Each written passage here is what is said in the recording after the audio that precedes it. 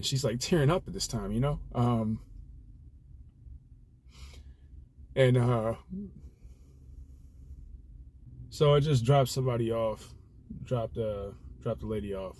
Go to this house, pick up a lady. It's an older name, so I had a feeling it was gonna be an older lady, and it was.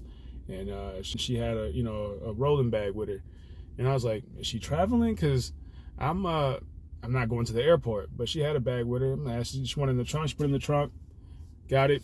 She sits down, and I'm like, big plans for your day?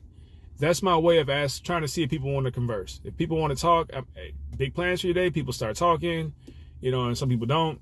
I kind of get it. So she's like, no. She's like, yeah, I'm going to the hospital to see my husband. And I was like, oh.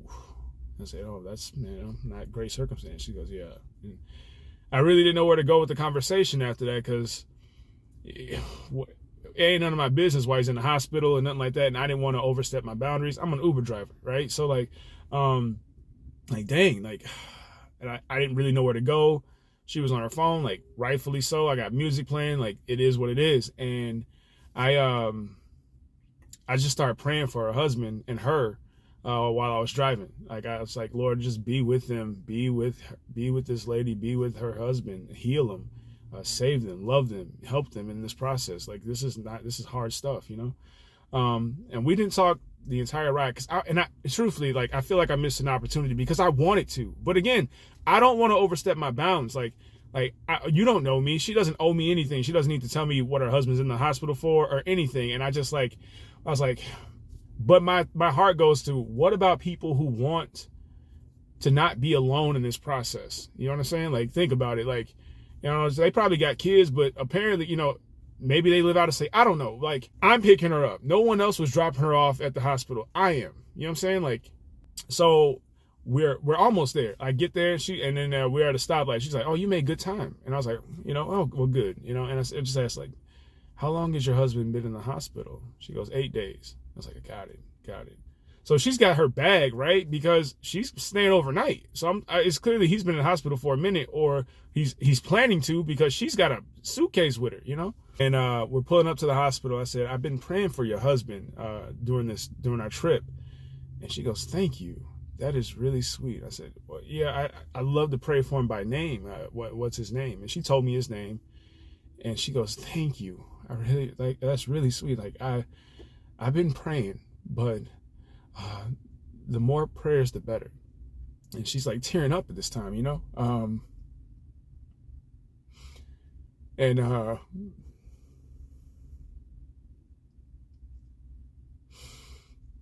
she get out the car, I popped the trunk for a bag, and she gets out and she was like, thank you, God bless you, have a blessed day. And I said, you too. And all I could think is like,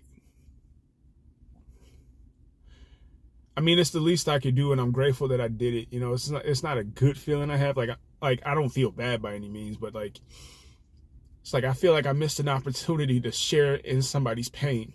You know what I mean? Like, and everybody's different. I get that. Everybody don't want to talk about those things, but man, like, people get real in these rides, bro. Like, people get real. Like, I've heard stories, like sad, real, powerful stories. I've heard just real raunchy stories. You know what I mean? People get real. Like, it's crazy. Not everybody, but many do.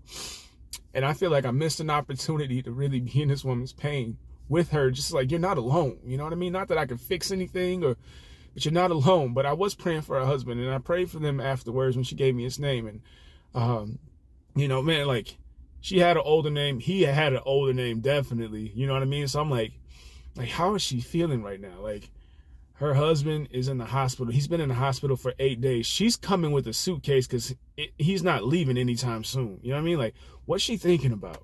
Like, is this the last few days she's going to be with her husband? Like, what's her life going to look like if God forbid he passes or whatever, or, it goes worse? Like, that fear, that loneliness, man, like, that's real. And